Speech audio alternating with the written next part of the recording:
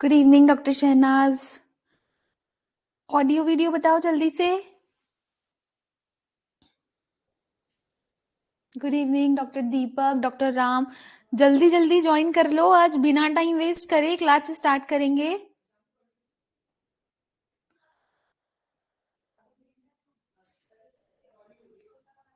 Good evening doctor Priyanka Sarkar, आजकल classes नहीं ले रहे हो क्या? Good evening doctor Manisha. Echo हो रही है साउंड, इको हो रही है क्या? जल्दी बताओ मुझे। Doctor Manju Kumari, sound echo हो रहा है क्या? Good evening, good evening.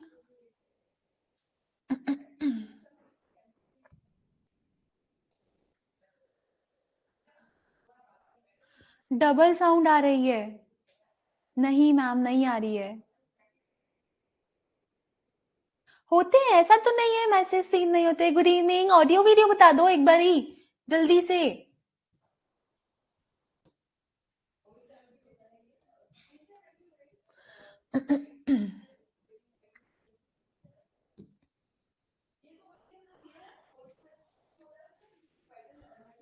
All okay है, ठीक है, ऑल ओके।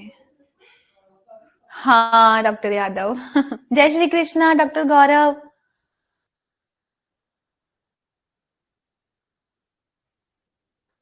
क्लास का टाइम गुणवंती अभी तो यही रहेगा, फिर आने वाले समय में फिर थोड़ा लेट कर देंगे टाइमिंग, है ना?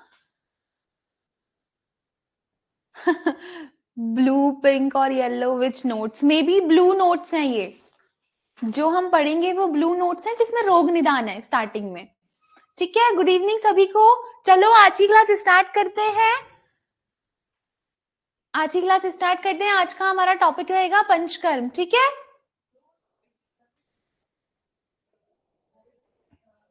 चलो। रोग निदान है ना, रोग निदान, उसकी जब पन्ने पलटोगे तो 40 पन्नों के बाद में आएगा पंचकर्म। पेज नंबर है, मैं पेज नंबर ही बता देती हूँ, एक सेकेंड।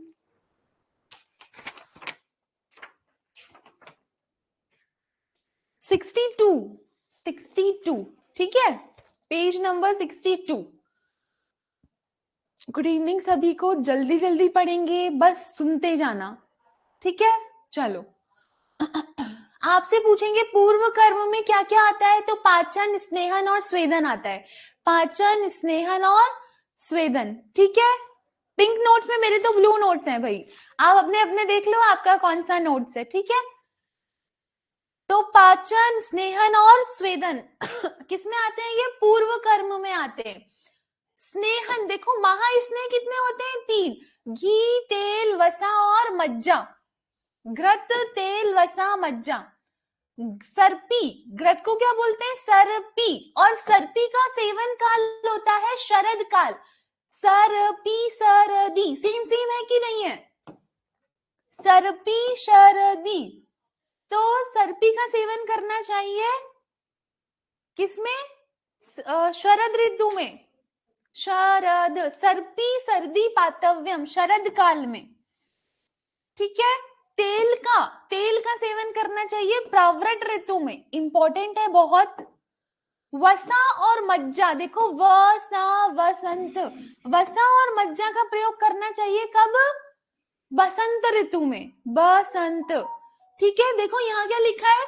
वसा मज्जा च माधवे, माधव आ जाए या बसंत आ जाए चरक बोलते हैं, चरक बोलते हैं। तमशु नहीं, हम इतना डीप नहीं जाएंगे, बस इतना याद कर लो, वसा मज्जा का प्रयोग करते हैं माधव में या बसंत ऋतु में। ठीक है, नेक्स्ट आगे देखते हैं। घृत, घृत का अनुपान होता है उष्ण जल, और तेल, तेल का अनुपान होता है यूष, यूष बहुत इंपॉर्टेंट है। ऐसे ही वसा और मज्जा का अनुपान है मंड, मंड, वसा और मज्जा का अनुपान है मंड। ठीक है, नेक्स्ट आगे देखते हैं। स्नेह का काल, कितने दिन में स्नेह हो जाता है? मृदु कोष्ठ वाले व्यक्ति में स्नेह हो जाता है 3 दिन में, मध्यम में 5 दिन में, क्रूर कोष्ठी में 7 दिन में। क्रूर कोष्ठी में कितने दिन में? 7 दिन में। ठीक है, 3, 5, 7 मृदु, मध्य, क्रूर कोष्ठी। स्नेह की प्रविचारणाएं आचार्य चरक के अनुसार 24, स्नेह की प्रविचारणाएं 24। ठीक है, स्नेह की प्रविचारणाएं 24। रसों के अनुसार पूछे तो 64 होती हैं। ठीक है, रसों के अनुसार 64। चलो नेक्स्ट देखते हैं, स्नेह की मात्रा। स्नेह की मात्रा बहुत इंपॉर्टेंट है, चरक की भी और एज वेल एज सुश्रुत की भी। चरक अनुसार मैम, चरक अनुसार स्नेह की प्रधान मात्रा। प्रधान मात्रा क्या होती है? जो दिन और रात में पच जाए उसको कौन सी मात्रा बोलते हैं? प्रधान मात्रा। ठीक है, ये जो प्रधान मात्रा होती है वो शमनार्थ प्रयुक्त होती है, शमनार्थ इंपॉर्टेंट है। और मध्यम मात्रा जो होती है वो शोधनार्थ प्रयुक्त होती है। ठीक है, म से मध्यम, म से मंद विभ्रंशा। स्नेह की कौन सी मात्रा है जिसे मंद विभ्रंशा नाम दिया गया है? लास्ट ईयर पीजी का क्वेश्चन है ये। ठीक है, इंपॉर्टेंट है। म से मध्यम, म से मंद विभ्रंशा भी कहते हैं मध्यम मात्रा को। ठीक है, पेज नंबर है 60 है, 60 या 62 है। ठीक है, नोटिफिकेशन भी नहीं आता पर मैं ग्रुप में मैसेज तो कर देती हूं। चलो आगे देखते हैं। प्रधान मात्रा तो शमनार्थ प्रयुक्त करते हैं, मध्यम मात्रा शोधनार्थ। और अब देखते हैं कौन कौन से रोगों में प्रधान मात्रा, स्नेह की प्रधान मात्रा कौन से रोगों में निर्दिष्ट है? बहुत इंपॉर्टेंट है, गुल्म। 1 मिनट,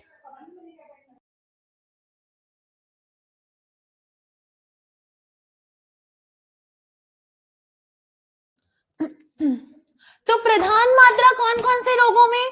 याद कर लो अभी की अभी, गुल्म, सर्पदंश, विसर्प, उन्माद और मूत्रकृच। बहुत इंपॉर्टेंट है, कोई भी एक रोग लिंक देंगे और पूछेंगे इसमें स्नेह की कौन सी मात्रा प्रयुक्त होती है, तो प्रधान मात्रा गुल्म, सर्पदंश, विसर्प, उन्माद और मूत्रकृच में। ठीक है, नेक्स्ट देखो मध्यम मात्रा, स्नेह की मध्यम मात्रा। ऑलमोस्ट सारे त्वक विकार हैं, देख लो सारे त्वक विकार हैं, प्रमेय और वातरक्त, ये 2 याद करेंगे। नेक्स्ट देखते हैं हीन मात्रा। स्नेह की हीन मात्रा क्या होती है? जो आधे दिन में ही पच जाए उसको बोलते हैं स्नेह की हीन मात्रा। कौन से रोगों में दे सकते हैं? जिसको ज्वर हो, अतिसार हो और कास हो, इसमें देते हैं क्या? स्नेह की हीन मात्रा। इंपॉर्टेंट है। अब जैसे चरक के अनुसार पढ़ी ना स्नेह की मात्रा, वैसे ही हम देखेंगे सुश्रुत के अनुसार। सुश्रुत के अनुसार 1 प्रहर मतलब 3 घंटे में, 3 आवर्स में पचने वाली मात्रा अल्प दोषों में हितकर होती है और अग्नि दीपक होती है। देखो ए बी सी, पहली जो है वो अल्प दोषों में हितकर और अग्नि दीपक। ठीक है, ए के बाद क्या आता है? बी, वो मात्रा जो 6 घंटे में पचने वाली हो, वृश्य हो, भ्रंगण करती है और मध्य दोषों में देते हैं। ठीक है, भ्रंगण, वृश्य और मध्य दोषों में। अधिक दोषों में स्निग्ध कारक होती है, अधिक दोषों में देते हैं और स्निग्ध कारक होती है, जो कितने घंटों में पचती है? 9 घंटे में पचने वाली स्नेह की मात्रा। ठीक है, नेक्स्ट देखते हैं संपूर्ण दिन। संपूर्ण दिन कितना? 12 घंटे। 12 घंटे में पचने वाली सभी रोगों में हित करे। देखो जब A B C D option आता है तो डी ऑप्शन ऐसा ही तो होता है कि इसमें से कौन सा नहीं है या ऑल ऑफ द अबो ऐसा कुछ। तो देखो ग्लानि, मूर्छा व मद को छोड़कर सभी रोगों में हितकर है। 3 रोग कौन सी? ग्लानि, मूर्छा व मद को छोड़कर सभी रोगों में हितकर है। ठीक है, इंपॉर्टेंट है। नेक्स्ट देखते हैं, 24 घंटे में पचने वाली कौन से रोगों में, जितने भी भयंकर भयंकर रोग हैं उनमें, कुष्ठ हो गया, विष हो गया, उन्माद, अपस्मार व ग्रह रोगों में उपयोगी है। इंपॉर्टेंट है पांचों ही, ए बी सी डी, और 24 घंटे में पचने वाली कुष्ठ, विष, उन्माद, अपस्मार और ग्रह रोगों में उपयोगी। नेक्स्ट देखते हैं, स्नेहन के बाद स्वेदन। आचार्य चरक स अग्नि स्वेद बोलते हैं 13 और निराग्नि बोलते हैं 10। ठीक है, स्वेदन चरक बोलते हैं 13 और निराग्नि बोलते हैं 10। नेक्स्ट देखते हैं, सुश्रुत और वाग्भट बोलते हैं स्वेद कितने प्रकार का, 4 प्रकार का। नाम याद करना, ताप, उष्म, उपनाह और द्रव। ठीक है,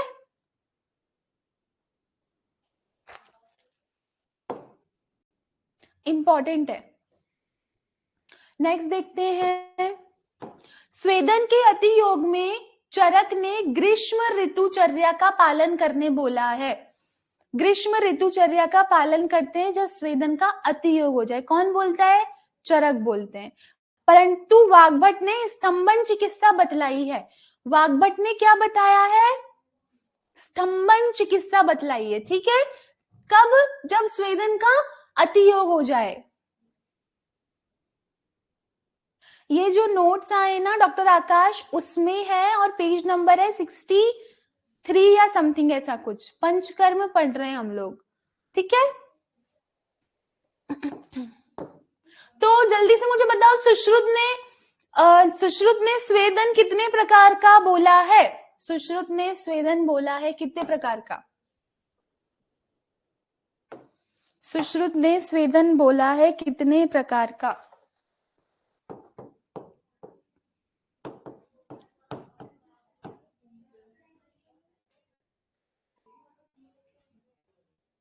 सुश्रुत ने, डॉक्टर राम, सुश्रुत ने ताप, उष्म, उपनाह और द्रव। सुश्रुत और वाग्भट 2 प्रकार का। ठीक है, चरक बोलते हैं 2 प्रकार का, सअग्नि और निरग्नि। फिर सअग्नि पूछे तो 13 प्रकार का, निरग्नि पूछे तो 10 प्रकार का। पेज नंबर है भाई, देख लो, जिसको नहीं पता है दोबारा से। चलो,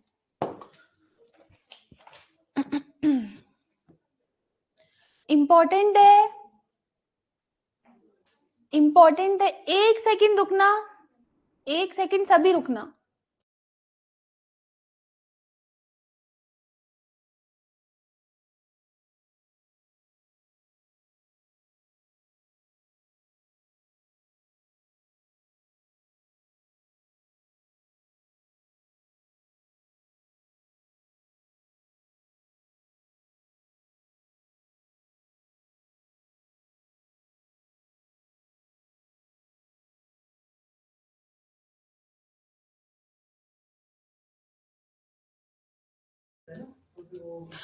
चलो नेक्स्ट देखते हैं, बहुत इंपॉर्टेंट है। पूर्व में स्वेदन योग्य परिस्थितियां, कौन से रोग हैं जिनमें पूर्व में स्वेदन योग्य परिस्थितियां, किसमें, नस्य, बस्ती व शोधन के योग्य पुरुष में। ठीक है, नेक्स्ट देखते हैं, पश्चात स्वेदन कर्म किसमें करना चाहिए, मूढ़गर्भ सामान्य प्रसव के बाद में करना चाहिए स्वेदन कर्म। कौन से रोग हैं जिनमें बाद में स्वेदन करना चाहिए, तो मूढ़गर्भ व सामान्य प्रसव के बाद में। और वो कौन से रोग हैं जिनमें पहले भी स्वेदन करना है और बाद में भी स्वेदन करना है, वो कौन से रोग हैं जिनमें पहले भी स्वेदन करना होता है और बाद में भी। तो बहुत इंपॉर्टेंट है, भगंदर, अर्श और अश्मरी, इनमें पहले भी स्वेदन करते हैं और बाद में भी स्वेदन करते हैं। ठीक है, क्वेश्चन ही करा देते, सफलता सूत्र क्यों, बहुत सारे मैसेज आए, सफलता सूत्र क्यों नहीं करवा रहे। आप लोगों की ही मांग थी ये कि हमें सफलता सूत्र नहीं, अब थोड़ा थ्योरी से पढ़ाओ, इसीलिए यहाँ पे थ्योरी से पढ़ाया जा रहा है। ठीक है, पूछा गया था ग्रुप में पोल करवा के। अब थ्योरी करो, ठीक है। इसके बारे में हम दोबारा डिस्कशन कर लेंगे। अभी यहीं से सब पंचकर्म आज हम कंप्लीट करेंगे। स्पीड ज्यादा है क्या? स्पीड ज्यादा है क्या? एक बार ही कंफर्म करो मुझे, स्पीड तेज है कि ठीक चल रहा है? इसीलिए हम लोग सिर्फ वो टॉपिक यहाँ पे टच कर रहे हैं जो वाकई बहुत इंपॉर्टेंट है और पढ़ने चाहिए। नहीं है, ठीक है, स्पीड इज ओके ना?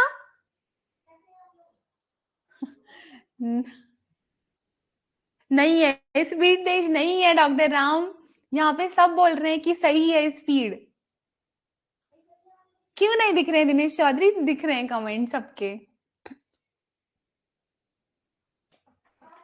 8 साल बाद पेज बिल कर रखी है इसके लिए जो, हाँ। चलो चलो मेरी बात सुनो, मेरी बात सुनो। पहली बात तो ये, मैंने सोचा था क्लास के बाद में डिस्कस करूंगी, पर कर ही लेती हूँ, बीच में फ्लो रुका है तो। ऐसा कुछ नहीं है डॉक्टर राम, ये सब इंटेलिजेंट बच्चे हैं, ऐसा कुछ नहीं है। देखो हम जो यहाँ पे पढ़ रहा है उन सबकी सीट फिक्स है, ठीक है। हाँ नहीं होगी, अब वॉइस में गड़बड़ नहीं होगी। पहले तो मेरी बात सुनो, आज हेमंत सर की क्लास नहीं होगी, वो आपका पेपर बनाने में ऑलरेडी बहुत बिजी है, ठीक है। क्योंकि पेपर में अभी मात्र 75 क्वेश्चंस ही कवर हो पाए और क्वेश्चंस बनाना अभी बाकी है, सर उसमें बिजी है, ठीक है। दूसरी बात ये कि ग्रुप में भी मैसेज आया था, अगर आप लोग पढ़ते नहीं हो आप लोग अच्छे से मैसेज वगैरह ना, और फिर ऐसे बोलते हो कि मैम सफलता सूत्री पढ़ा दो। मैं कर रहा हूँ कि एक क्लास और ले लिया, कह रहा हूँ एक क्लास और ले लिया करो सफलता सूत्र। फिर तुम क्या करोगे अगर सफलता सूत्र भी पढ़ाएंगे, थ्योरी भी पढ़ाएंगे, तो तुम क्या करोगे फिर? मैम मैसेज नहीं आया? इतने बड़े बड़े तो 2 मैसेजेस थे। चलो मेरी बात सुनो, अभी देखो मेजर टेस्ट स्टार्ट हो रहे हैं, तो घबराना नहीं, जिसके जितने नंबर आए, जैसे नंबर आए, टेस्ट जरूर देना, पहली बात तो ये।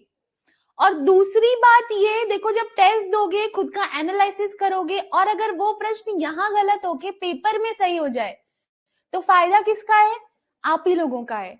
इसलिए टेस्ट जैसे ही आए टेस्ट, सबसे पहले टेस्ट देना है, ठीक है।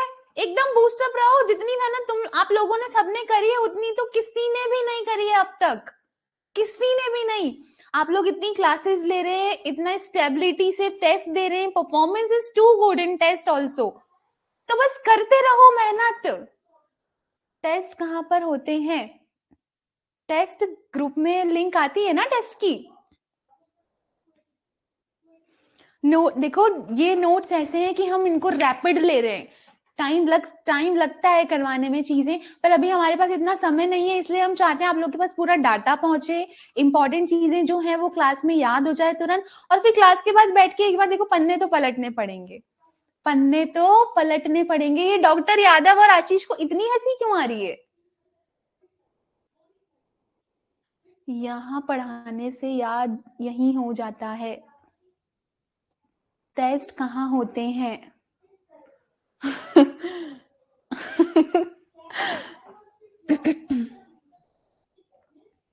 टेस्ट होने के बाद उसे ग्रुप में शेयर करें। मैम ये वाले टेस्ट आप भी देते हो क्या? ग्रुप कौन सा है? ग्रुप कौन सा है? एनएचएम वाला ग्रुप है, पर ये मैं बता दूं तुम आप सभी लोगों को कि जो मेजर टेस्ट है वो आज मंडे तक तो लिंक आएगी, और उसके बाद से नेक्स्ट जितने भी मेजर टेस्ट चलेंगे वो सिर्फ आप लोग ऐप पे ही दे पाओगे, ठीक है।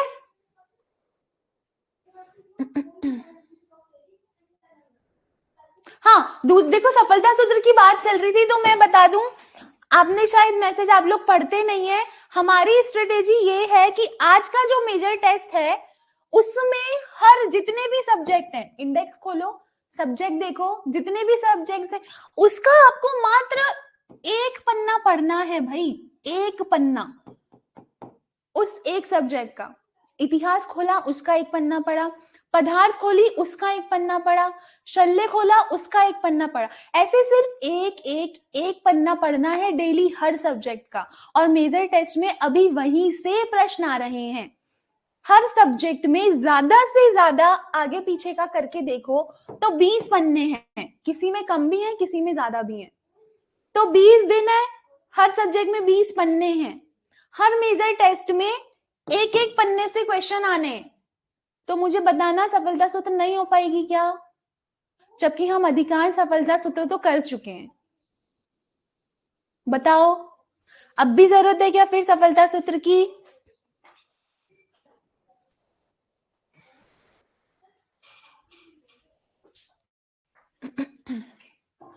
है ना? तो इसलिए सफलता सूत्र का बिल्कुल भी टेंशन मत लो। हम सफलता सूत्र के प्रश्न कर चुके हैं। अब जो गोला है या विदाउट सर्कल वाले क्वेश्चंस हैं, उसको भी करना है आप ही लोगों को। सिर्फ इतना सा टारगेट है, हर सब्जेक्ट का एक पन्ना करना है सफलता सूत्र से। इतना तो देखो कर ही सकते हैं हम लोग। थ्योरी यहाँ पे चल ही रही है, टेस्ट होगा आपका मेजर टेस्ट, फिर कौन रोकेगा बताओ? इतने सारे मैसेज आ रहे हैं, मैं पढ़ नहीं पा रही हूँ।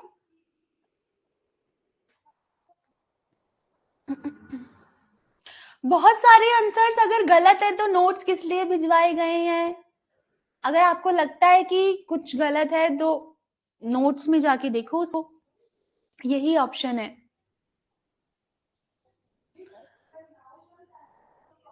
नहीं, वो नहीं करने खुशबू, वो नहीं करने हैं। नोट्स से पता चलेगा जो प्रश्न गलत है उनका, बाकी टेस्ट होगा तो टेस्ट से भी पता चल जाएगा। हाँ, कुछ क्वेश्चंस के आंसर्स गलत हैं, तो जब टेस्ट होगा वहां अगर प्रश्न आता है तो नोट्स किस लिए भेजे गए मुझे ये बताओ? इतनी महीने पढ़ाई करी है तो किस बेसिस पे करी है? हम पता कर सकते हैं भाई कि कौन सा गलत था, कौन सा सही था। ठीक है डॉक्टर सुकुमार, आप लोगों की, नर्सिंग वालों की सुनवाई होगी 26 के बाद में। नहीं, सफलता सूत्र का एक पेज अभी भी समझ नहीं आया क्या? सफलता सूत्र का इंडेक्स खोलो, ठीक है? एक सब्जेक्ट में कितने 20 पन्ने हैं, आगे पीछे करके हमारे पास 20 दिन है। एक सब्जेक्ट में से सिर्फ एक पन्ना पढ़ना है आपको डेली। आयुर्वेद इतिहास का एक पेज, शल्य का एक पेज, ऐसे जितने भी सब्जेक्ट्स हैं उसका एक एक पन्ना पढ़ लो। सफलता सूत्र 20 दिन में कंप्लीट, और मेजर टेस्ट में भी फुल में से फुल मार्क्स। ठीक है? रैंक लिस्ट भी शो होनी चाहिए। हाँ, रैंक अब देखो, जो टेस्ट है ना वो ऐप में होंगे तो वहां पे सब कुछ शो होगा, कौन फर्स्ट रैंक पे आ रहा है, किसकी क्या रैंक बन रही है, सब कुछ शो होगा। ठीक है? ये मैसेज नहीं था ग्रुप में? था, ऐसा तो नहीं हो सकता। पर हमारी योजना रणनीति यही है, और अगर हमारी रणनीति से चलोगे तो निश्चित ही नैया पार हो जाएगी। ठीक है? चलो अब स्टार्ट करें। सबके डाउट्स क्लियर हो गए हो तो? किसी को और कुछ पूछना है आज की क्लास से रिलेटेड, या इतने महीनों से हम जो पढ़ रहे हैं उससे रिलेटेड? सृष्टि पूरी सफलता सूत्र पढ़ाई है शल्य शालक्य को छोड़ के?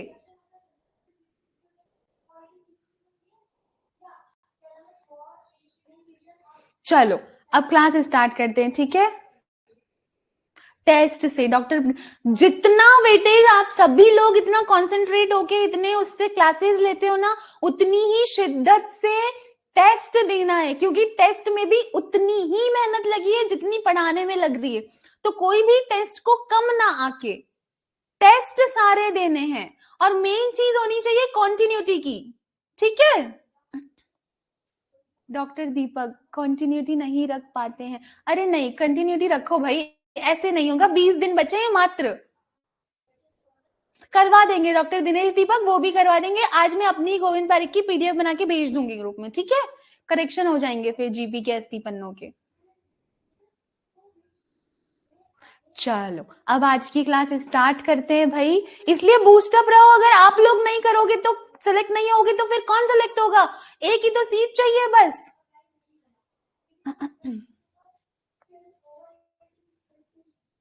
टेस्ट ही नहीं शो होते हैं। ग्रुप में नहीं हो क्या? अगर ग्रुप में नहीं हो तो एक बार सर को कॉल कर लेना, ठीक है? सर आपको ग्रुप में ऐड कर देंगे। बस पढ़ो, पढ़ने पे ध्यान दो, टेस्ट पे ध्यान दो। जरूर जरूर जरूर जरूर भेज देंगे, ग्रुप में भेज देंगे 80 पन्नों का करेक्शन।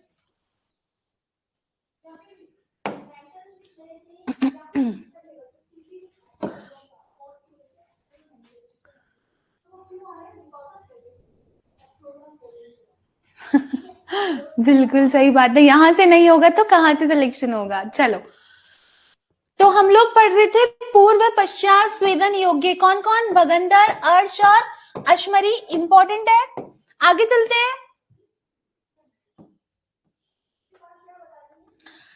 ये आगे आएगा, इसको स्किप करते हैं यहां से। वमन और विरेचन बहुत इंपॉर्टेंट है, पहले भी पढ़ चुके हैं। वामक औषधियां वायु और अग्नि प्रधान होती है। वामक औषधियां होती है वात और अग्नि प्रधान। विरेचक औषधि होती है जल और पृथ्वी प्रधान। ठीक है, नेक्स्ट देखते हैं। वामक कल्प, वमन के कल्प है 355, 355 बहुत इंपॉर्टेंट है, याद रखना। और विरेचन के कल्प है 245। अब ये 245 कैसे हुए? वामक औषधियां देखो,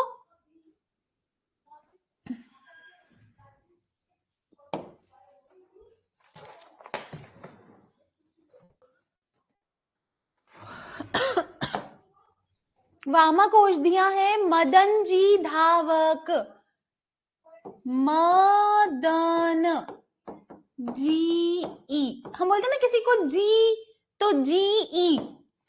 धावक, धावक तो मदन से मदन फल, जी से जीमू तक, ई से इक्ष्वाकु। ठीक है, धा से धामार्गव, व से वत्सक बोल लो, कुटज बोल लो, और क से कृतवेदन। तो मदन जी धावक कितने कितने हो गए? 133, 39, 45, 60, 18 और 60। ठीक है, मदन जी धावक। अब याद तो करना पड़ेगा खुद को, थोड़ा टाइम देके। जब हम इसको 50 बार पढ़ते हैं ना, तब आंख बंद करके याद होती है ये चीजें। तो इसलिए आप 10 बार तो पढ़ना क्लास के बाद में, ताकि एग्जाम में गलत ना हो। ठीक है, तो वामक औषधियां, ये वामक कल्प हम देखेंगे। वामक कल्प 355, 355 और विरेचक कल्प है 245। और आपसे मदन के योग पूछे, मदन फल के, तो 133। मदन फल के कितने हैं? तो 133। ऐसे हम करेंगे, मदन जी धावक 133, 39, 45, 60, 18, 60। ऐसे ही विरेचक औषधियां देखते हैं। विरेचक औषधियां देखो, श्यामा तिव्रत। ऐसे प्रेड में होता है क्या? जब हम प्रेड करते हैं तो होता है ना 3, 4, 3 या 1, 2, 1। याद करो, जब छोटे थे हम परेड में भाग लेते थे तो 1, 2, 1। तो यहाँ पे ऐसा ही है, 3, 4, 3। 3 से तो क्या हो गया? त्रिव्रत, श्यामा और त्रिव्रत। 4 मतलब ये अमलतास को चतुरंगुल भी बोलते हैं क्या? बोलते हैं, तो चतुरंगुल। तो 3, 4, 3। फिर 3 से क्या हो गया? तिलवक, याद करने के लिए। ठीक है, फिर स्नूही शीर, सप्तला शंखिनी और दंती द्रवंती। अब योग देखते हैं कितने कितने हैं। 110 की जगह हम करेंगे 10, 12, 16, 20। याद कर सकते हैं, आसान है। 10, 12, 16, 20। ठीक है, 39 और 48, 39 और 48। देखो, एक चीज अगर नोटिस करी हो तो यहाँ पे था 39 पहला नंबर और दूसरे नंबर पे, और विरेचन में अंतिम दूसरा नंबर, पहला नंबर और दूसरा नंबर 39। ठीक है, डॉक्टर राहुल पंचकर्म है, रोग निदान वाला जो नोट्स है उसमें जब हम आते हैं, पेज नंबर देख लो यार, 64 है, ठीक है। चलो हम नेक्स्ट देखते हैं, इंपॉर्टेंट है, ध्यान रखना, गलत मत कर देना। वमन कर्म हेतु मदन फल की मात्रा। अच्छा, मदन फल का प्रयोग, ये ध्यान रखना, मदन फल का प्रयोज्यांग होता है फल पिपली। मदन फल का प्रयोज्यांग होता है फल पिपली। इसकी मात्रा कितनी लेते हैं, बहुत इंपॉर्टेंट है, अंतर नख मुष्टि। ये जो जब मुट्ठी बनाए तो ये जो नख है वो अंदर की तरफ हो और जितना आए उतनी मात्रा प्रयोज्यांग, अंतर नख मुष्टि प्रमाण में लेते हैं मदन फल, ठीक है। विरेचन कर्म हेतु निषोध होता है 1 तोला। 1 तोला। वमन का पर्याय होता है, ये हम सभी को पता है, उल्लेखन। और प्रस्कंद, मृदु विरेचन को बोलते हैं प्रस्कंद, ठीक है। सम्यक शुद्धि के लक्षण, वमन का सम्यक रूप से हो रहा है कैसे पता चलेगा? सबसे पहले जो औषध ली थी वो निकली, चरक चरक का देखेंगे, औषध, फिर कफ निकलेगा, फिर पित्त और लास्ट में अनिल निकलेगा। तो हम समझ जाएंगे कि सम्यक शुद्धि के लक्षण हैं वमन के, ठीक है, इंपॉर्टेंट है। ऐसे ही विरेचन का देखते हैं, विट्ट पित्त कफ अनिल, विट्ट पित्त कफ और फिर अनिल। आपसे ना जमवा लेंगे ऑर्डर वाइज, तो याद रखना, सिर्फ चरक का याद करना है।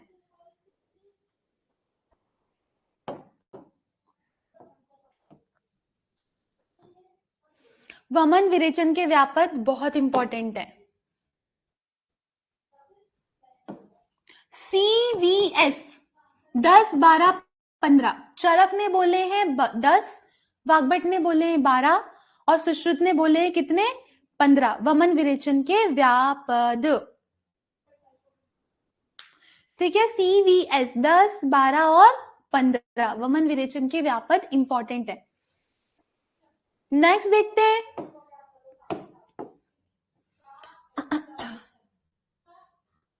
वमन विरेचन शुद्धि बोधक तालिका। हाँ, इंपॉर्टेंट है ये, देखो वमन में कितने वेग, अगर 8 वेग आ रहे हैं तो उत्तम शुद्धि हुई है, मध्यम वेग में 6 वेग आएंगे और हीन शुद्धि में कितने वेग आते हैं, 4 वेग आते हैं। उल्टा पढ़ते हैं इसको, 4, 6, 8, और कितने कितने मात्रा में दोष निकलते हैं, तो 1 प्रस्थ, 1.5 प्रस्थ और 2 प्रस्थ, 1, 1.5, 2, 4, 6, 8 और दोष कितने, कितनी मात्रा कितने मान में, 1, 1.5 और 2 प्रस्थ में। विरेचन में 10, 20, 30, 10, 20, 30 और मान कितने, 2, 3, 4, 2 प्रस्थ, 3 प्रस्थ और 4 प्रस्थ। हीन शुद्धि में कितनी, 2 प्रस्थ, मध्यम में 3 और उत्तम में कितना, 4 प्रस्थ मात्रा में, ठीक है। दोबारा देखते हैं, वमन विरेचन, वमन में कितने वेग, हमें ये तो पता ही है, हम ऐसे लिखेंगे, पहले जगन्य वेग बोल लो या हीन वेग बोल लो, तो 4, 6 और 8 कितनी मात्रा में, कितनी मात्रा में, तो 1, 1.5, 2 प्रस्थ। विरेचन में 10, 20, 30, क्या, 2, 3, 4 प्रस्थ, ठीक है। 1, 1.5, 2 वमन में, विरेचन में 2, 3 और 4, इंपॉर्टेंट है, ध्यान रखना। आपसे अगर प्रश्न पूछे वमन के जगन्य वेग है, वमन का जगन्य वेग है, तो ये ध्यान रखना, जगन्य मतलब होता है हीन शुद्धि, तो वमन के जगन्य वेग हैं कितने, 4, ठीक है। चलो आगे चलते हैं, पित्तांत वमन जो होता है वो श्रेष्ठ होता है, कफांत विरेचन जो होता है वो श्रेष्ठ बोला गया है। बस्ती इंपॉर्टेंट है, नेक्स्ट हमारा टॉपिक है बस्ती। शीते वसंते शीते वसंते, दीवा दिन में, दीवा अनुवास से, शीते वसंते, शीत और वसंत में दिन में देते हैं अनुवासन बस्ती। बहुत इंपॉर्टेंट है। अब शीत में आ गई ना ये दोनों ऋतुएं, शिशिर और हेमंत दोनों आ गई भाई शीत में। तो या तो तीनों ऋतु याद कर लो या ऐसे याद कर लो, शीते बसंते, शीत और बसंत में दिन में देते हैं अनुवासन बस्ती। ठीक है, उसके लिए कोई डॉक्टर इसने जगन्य ही आता है, बाकी उत्तम ही पूछेंगे। अगर आपसे पूछते हैं तो उत्तम ही पूछेंगे, उसका कोई अपोजिट नहीं है। और रात्रि में, बाकी जो ऋतुएं बची उसमें रात्रि में देते हैं अनुवासन बस्ती। बहुत इंपॉर्टेंट है, ठीक है, बहुत इंपॉर्टेंट है। नेक्स्ट देखते हैं,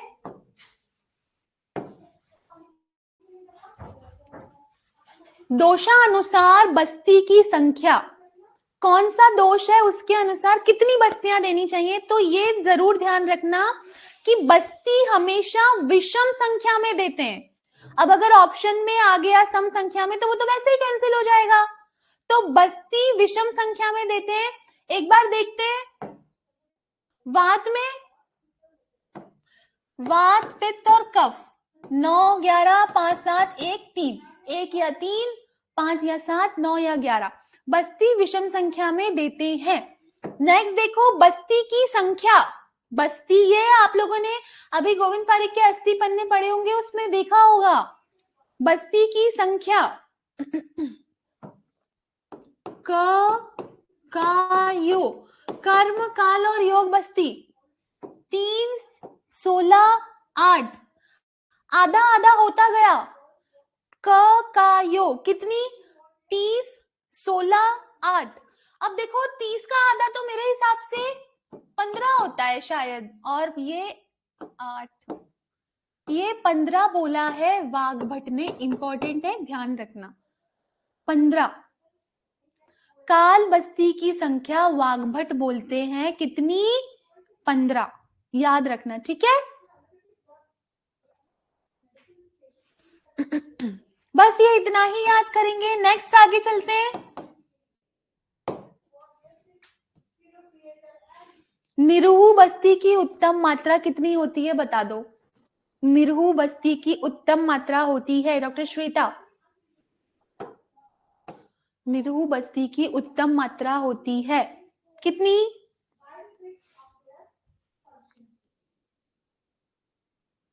वेरी गुड, 12 प्रतिशत। और पल में पूछे तो डबल हो जाएगा ना, 12 प्रतिशत या 24 फल, डॉक्टर गोविंद साहू, ठीक है। बस्ती की मात्रा, निरूह बस्ती की मात्रा 24 पल या 12 प्रतिशत, और अनुवासन की 6 पल, 6 पल। और प्रतिशत में कितना हो जाएगा, प्रतिशत में बताओ भाई। अगर प्रतिशत में पूछे तो अनुवासन बस्ती की मात्रा हो जाएगी कितनी, अनुवासन बस्ती की मात्रा हो जाएगी कितनी, जल्दी से उत्तर दे दो। 3, ठीक है, 3 प्रतिशत। आगे चलते हैं, निरूह बस्ती की मात्रा,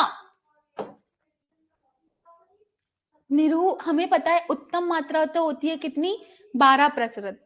पर बच्चे को दे दें क्या, छोटा बच्चा है उसको 12 प्रतिशत दे दें क्या, नहीं।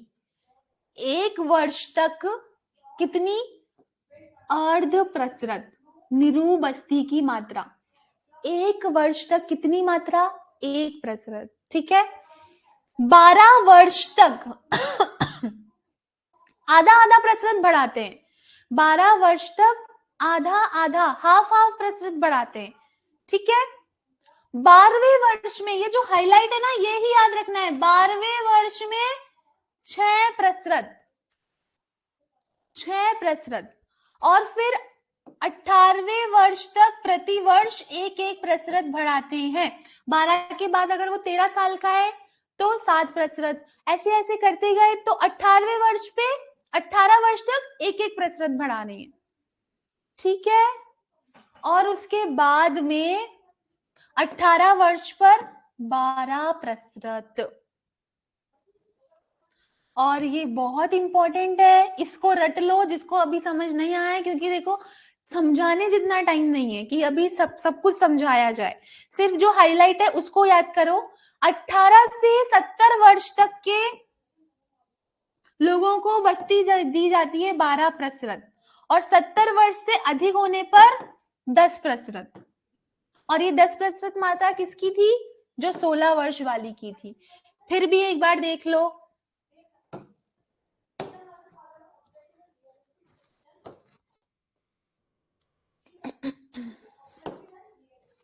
देखो हमने क्या बोला था, विजिबल हो रहा है क्या?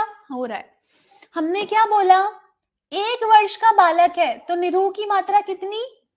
अर्ध%। और फिर क्या कितनी बढ़ाई? आधा आधा आधा बढ़ाई, तो 2 वर्ष में 1 हो गई, 3 में आधा बढ़ाया ना, 1.5 हो गई। ऐसे बढ़ाते बढ़ाते कहां तक? कौन सी आयु तक? 12 वर्ष तक आधा आधा बढ़ाया, तो 12 वर्ष पर कितनी हुई? 6%। इंपॉर्टेंट, ठीक है। फिर हमने कहा था यहां 12 से लेकर एक प्रतिशत बढ़ाते जाएंगे। बोला था कि नहीं 70 वर्ष तक? बोला था। तो देखो 13 वर्ष में 7, 14 में 8, ये नहीं पूछेंगे, सीधा पूछेंगे 16 वर्ष पर कितनी? 10%। ठीक है। फिर हमने देखा 18 से 70 ईयर पर 12%, और जो 70 या 70 से बड़ा होगा उसको जो हमने 16 साल पे दी थी 10%, उतनी ही देते हैं। ठीक है, इंपॉर्टेंट है। जिसको समझ नहीं आया वो दोबारा से वीडियो पीछे करके देखे। ठीक है, इंपॉर्टेंट है। 10%, बिल्कुल सही डॉक्टर राम।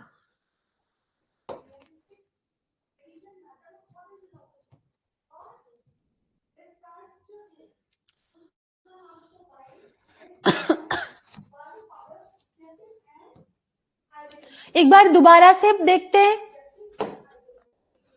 1 वर्ष में आधा प्रतिशत, 12वें वर्ष में 6%, 18 से 70, 2 लाइनें ही इंपॉर्टेंट है। 18 से 70 वर्ष तक कितनी? 12% निरूह बस्ती की मात्रा, और 70 से अधिक होने पर 10%, या फिर 16 वर्ष वाली जो मात्रा होती, एक ही बात हुई। ठीक है, आगे चलते हैं। आगे चलते हैं। बस्ती नेत्र का प्रमाण, बस्ती नेत्र। अब बस्ती नेत्र कितने प्रमाण का होना चाहिए? अगर कोई 6 वर्ष का बालक है, 6 वर्ष की आयु का कोई है, तो बस्ती नेत्र का प्रमाण कितना अंगुल का होगा? 6 अंगुल का। 12 वर्ष के लिए 8 अंगुल का, 20 वर्ष के लिए 12 अंगुल का। छिद्र कैसा होगा? मूसक, मूंग, सतिन और करकंदू प्रमाण का। ठीक है, सिर्फ चरक का देखना इंपॉर्टेंट है। ये आप लोग गोविंद पारिक के 80 पन्नों में पढ़ चुके हैं।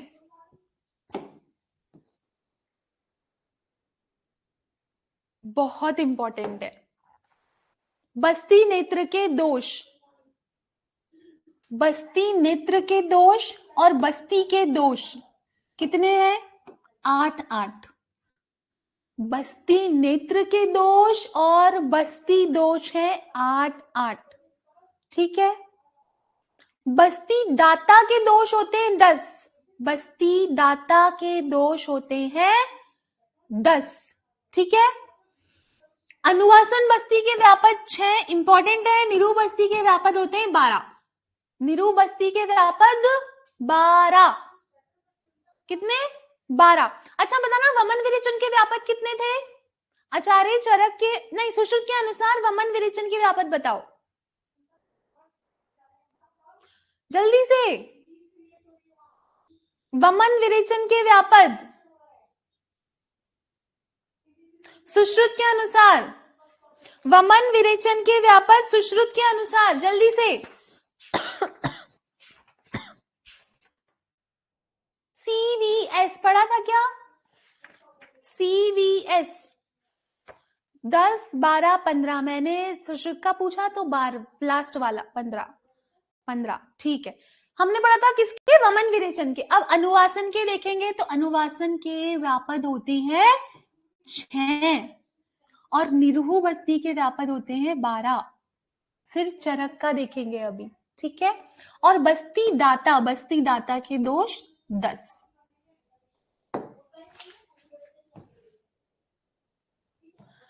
सुश्रुत मतानुसार कुल बस्ती दोष होते हैं 76। सुश्रुत अनुसार कुल बस्ती के दोष कितने, 76। अब ये 76 कैसे हुए, तो ये आप लोग देखेंगे कैसे हुए। वैद्य निमित्त उपद्रव 44, आतुर निमित्त उपद्रव 15, वैद्य और आतुर निमित्त उपद्रव 8 और स्नेह व निरु के अयोग आदि के कारण उपद्रव 9। ऐसे करके टोटल कितने हुए बस्ती दोष, 76। इंपॉर्टेंट है ये इंपॉर्टेंट है। पूरी यहां से लेके यहां तक 8 स्टार है। एक प्रश्न जरूर आएगा। आज की जो क्लास पढ़ रहे हैं ना, उसमें से निश्चित 2 प्रश्न तो आएंगे ही आएंगे, ठीक है। चलो, निरहु बस्ती निर्माण के लिए मात्रा, औषध द्रव्य क्वाथ लेते हैं कितना भाग, 1/5 भाग, इंपॉर्टेंट है। वातज विकृति में स्नेह लेते हैं 4 भाग, पित्त में 6 और कफ विकृति में स्नेह लेते हैं कितना, 8 भाग, 4, 6, 8। तो 5, 4, 6, 8 इंपॉर्टेंट है, ठीक है। चलो नेक्स्ट देखते हैं अनुवासन के सम्यक योग का आकार। अनुवासन का सम्यक योग 3 याम में, अनुवासन का सम्यक योग क्या काल कितना है, 3 याम, 3 याम। बस्ती आस्थापन बस्ती कितनी देर में, 1 मुहूर्त। 1 मुहूर्त मतलब कितने मिनट्स होते हैं, 1 मुहूर्त में कितने मिनट होते हैं। आस्थापन बस्ती बाहर आती है कितने में, 1 मुहूर्त में। 1 मुहूर्त मतलब 45 मिनट्स, ठीक है। नेक्स्ट देखते हैं, बहुत इंपॉर्टेंट है ये भी।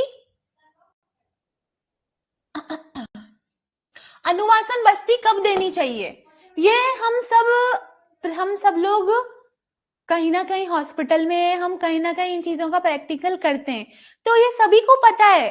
बहुत इजी है पंचकर्मा। अभी तक जो भी हमने पढ़ा है वो सब हमने हॉस्पिटल्स में प्रैक्टिकल किया है ना। अनुवासन बस्ती कब देते हो, भोजन के तुरंत बाद। जब पेशेंट को अनुवासन बस्ती देनी होती है तो भोजन के तुरंत बाद, हाथ गीले गीले ही होते हैं, पहुंचते भी नहीं और बोलते हैं आओ लेटो अनुवासन बस्ती के लिए। तो भोजन के तुरंत पश्चात आर्द्र पानी नाम, हाथ कैसे गीले ही होते हैं। ऐसे ही आस्थापन बस्ती कब देते हैं, निराहार।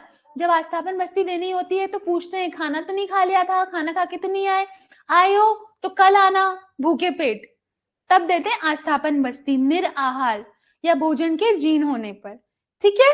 चलो पिच्छा बस्ती किसमें देते हैं, तो पिच्छा बस्ती देते हैं प्रवाहिका, गुदभ्रंश और रक्तस्राव व ज्वर में, पिच्छा बस्ती, ठीक है। अब हम देखते हैं उत्तर बस्ती। उत्तर बस्ती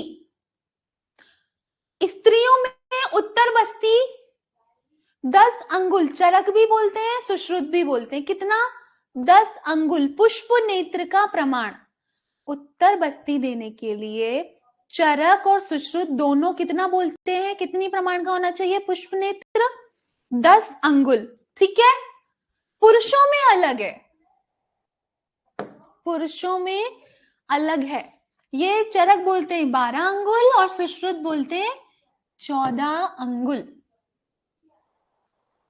पुष्प नेत्र का प्रमाण। स्त्रियों के लिए तो सभी बोलते हैं 10 अंगुल, ठीक है। पुरुषों के लिए चरक बोलते हैं 10-12 अंगुल और सुश्रुत बोलते हैं 14 अंगुल। करेक्ट कर लेंगे डॉक्टर राम, अगर कुछ गलत दे रखा है तो गोविंद पारिक में, ठीक है। चलो आगे चलते हैं। ये आप गोविंद पारिक में पढ़ चुके हो और बहुत इंपॉर्टेंट है, बहुत 8 स्टार प्रश्न है।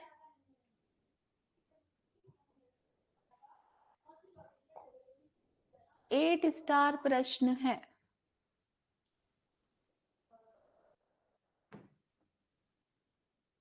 कितना नेत्र प्रवेश करवाना चाहिए उत्तर बस्ती में?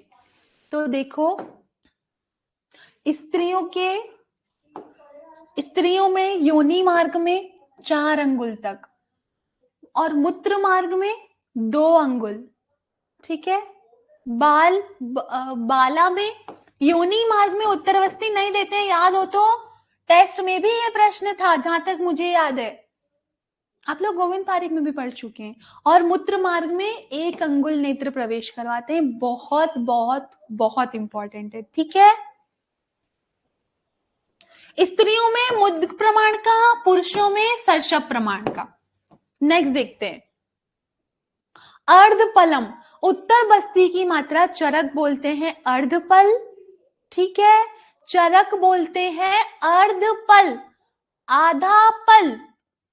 सुश्रुत का देखो, इंपॉर्टेंट है सुश्रुत। स्नेह की मात्रा पुरुष में और स्त्री में एक प्रकुंज और एक प्रसरत। प्रकुंज प्रसरत किसकी मात्रा है? स्नेह की। क्वाथ की मात्रा 1 प्रसरत और 2 प्रसरत, पुरुषों में 1 प्रसरत और स्त्री में 2 प्रसरत। पीजी का प्रश्न था ये वाला, इंपॉर्टेंट है, ठीक है। नेक्स्ट आगे देखते हैं,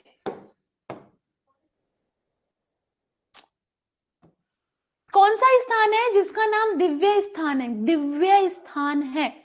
कौन से स्थान को दिव्य स्थान संज्ञा दी गई है?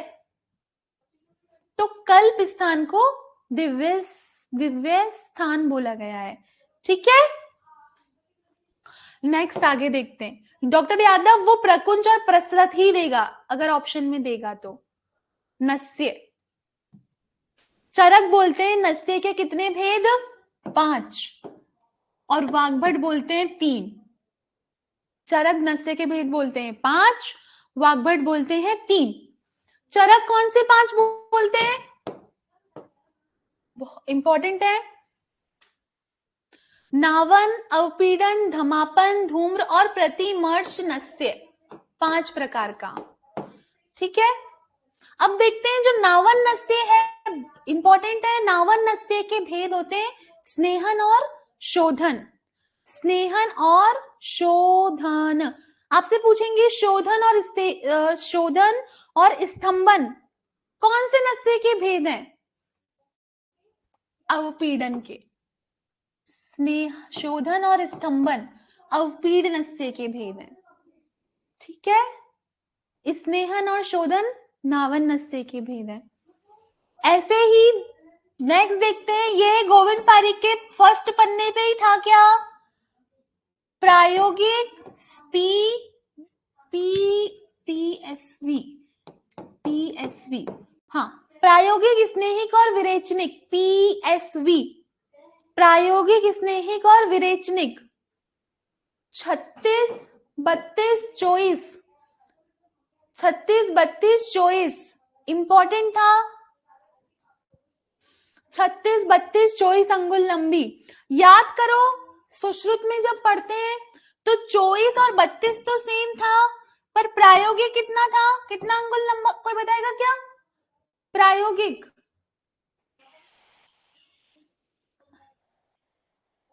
वेरी गुड डॉक्टर राम, बिल्कुल 48, ठीक है। मतलब आप लोगों ने गोविंद पारिक के ऐसे पन्ने बहुत अच्छे से पढ़े, ठीक है, ठीक है, ठीक है। हम यहाँ पे अपना ज्यादा समय नहीं देंगे, आगे चलते हैं। हाँ, ये देखो एक बार, मर्श और प्रतिमर्श नस्य, मर्श और प्रतिमर्श नस्य। प्रतिमर्श नस्य कितना बूंद देते हैं? 2 बूंद, 2 बूंद, ठीक है। और मर्श नस्य की हीन मात्राएं 6, मध्यम में 8 मात्रा और उत्तम होता है 10 बूंद, ठीक है। मर्श की, प्रतिमर्श का याद करेंगे 2 बिंदु, 2 बिंदु। नेक्स्ट देखते हैं आगे, प्रतिमर्श नस्य के काल सुश्रुत का है, ध्यान रखना भाई। प्रतिमर्श नस्य के काल सुश्रुत बोलते हैं 14, प्रतिमर्श नस्य के काल है 14 14। वो देखो याद करो, वो छुड़वाया था ना एक, मैंने कहा था आगे आएगा, देखो आ गया। शारंगधर वय अनुसार कवल आदि। 5 वर्ष पर कवल, 16 वर्ष के बालकों को विरेचन, 8 वर्ष पे नस्य, 20 वर्ष में मैथुन और 12 वर्ष पे दूध। और जन्म से ही लाभकारी होता है अंजन, लेप, अभ्यंग, वमन, प्रतिमर्श। ये क्या होता है? जन्म से ही लाभकारी होता है। बच्चा पैदा होता है, उसको अंजन लगाती है कि नहीं?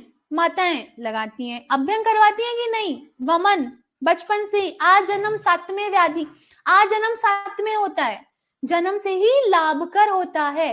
अंजन, लेप, अभ्यंग, वमन और प्रतिमर्श। हमने देखा था प्रतिमर्श कितना? 2 बिंदु, 2 बूंद, बिंदु नहीं बूंद। ठीक है, चलो इंपॉर्टेंट है, बहुत इंपॉर्टेंट है, याद कर लेना, कल पूछूंगी क्लास में। ठीक है, चलो आगे चलते हैं, आगे चलते हैं।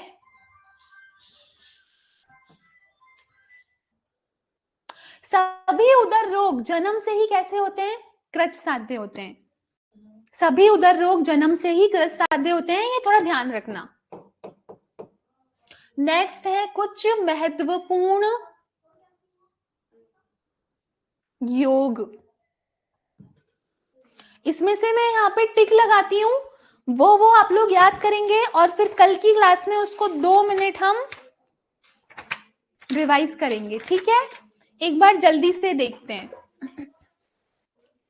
सिद्धार्थक अगत किसमें? उन्माद में। सिद्धार्थक अगत कौन से रोग में देते हैं? उन्माद में, उन्माद। ठीक है, सिद्धार्थक अगध। डॉक्टर राम क्या बोल रहे हो? दोबारा से मैसेज करो जल्दी से। ऐसे ही सिद्धार्थक घृत उन्माद में, सिद्धार्थक स्नान कुष्ठ में। पिंड तेल बहुत इंपॉर्टेंट है, बहुत बहुत इंपॉर्टेंट है, बहुत बार पूछा गया है। पिंड तेल किसमें? वात रक्त में, वात रक्त में। पिंडासव ग्रहणी में, और पिंडरस वृश्य होता है। फिर हम देखेंगे, देखो धानवंतर घृत याद करो, कल ही पढ़ा था प्रमेय पीठिका में, धानवंतर घृत। ठीक है, आरोग्यवर्धनी वटी, आरोग्यवर्धनी चूर्ण देखेंगे, बिलवादी तेल देखेंगे, उसके बाद देखेंगे खदीरारिष्ट कुष्ठ में। ये बहुत इंपॉर्टेंट है, एलादी वटी शतशीर्ण में, एलादी वटी शतशीर्ण में। ठीक है, मैं एक बार और कंफर्म कर लूंगी इसको, पर ये बहुत इंपॉर्टेंट है, एलादी वटी शतशीर्ण में। नेक्स्ट देखो, ये स्किप कर सकते हैं, कंस हरित की बहुत इंपॉर्टेंट है, ये हरित की वाले सारे इंपॉर्टेंट है। कंस हरित की किस में देते हैं? किसका रोग अधिकार है? शोथ का, बहुत इंपॉर्टेंट है। गुड़ हरित की वात रक्त में, चित्रक हरित की, अगस्त्य हरित की, दंती हरित की चॉइस ऑफ द क्वेश्चन है। दंती हरित की जो है चॉइस ऑफ द क्वेश्चन है। दंती हरित की किसमें? अर्श व गुल्म में। ठीक है, व्याघ्री हरित की देखेंगे, उसके बाद में देखेंगे दशांग गुग्गल, दशांग लेप विसर्प में, गुड़ आद्रक शोथ में, सर्पी गुड़ इंपॉर्टेंट है शतशीर्ण में, और गर्दभ अस्थि और गजस्थि भस्म, ये 2 देखेंगे बस। ठीक है, आप लोग इसको पढ़ना, दोबारा से एक बार देखना। चलो, तो यहाँ पे हमारी पंचकर्म समाप्त होती है, यहाँ पे हमारी पंचकर्म आज समाप्त होती। किसी को कोई डाउट? जल्दी से बताओ।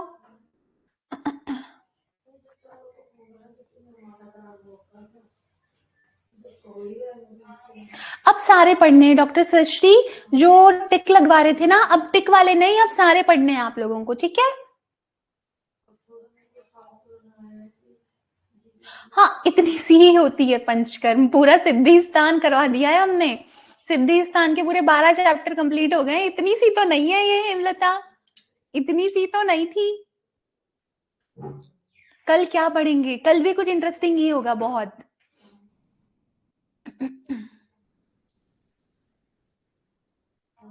रक्षा, देखो प्रश्न पूछने जितना अब इतना टाइम नहीं है, कल सबसे पहले प्रश्न पूछेंगे, उसके बाद पढ़ाई स्टार्ट करेंगे, ठीक है? आज जितना पढ़ाया है, अभी आप लोगों का मूल कर्तव्य है कि उसको पढ़ो भाई, है ना? पढ़ने से ही काम चलेगा, क्लास तो ले ली है, खुद से भी पन्ने पलटना। चलो, और टेस्ट आते ही सबसे पहले टेस्ट देना है सभी को। चलो, आज की क्लास को यहीं समाप्त करेंगे। हाँ, सरप्राइज है सब्जेक्ट। आज की क्लास को यहीं समाप्त करते हैं, बढ़िया से पढ़ो बस। चलो, गॉड ब्लेस यू सभी को।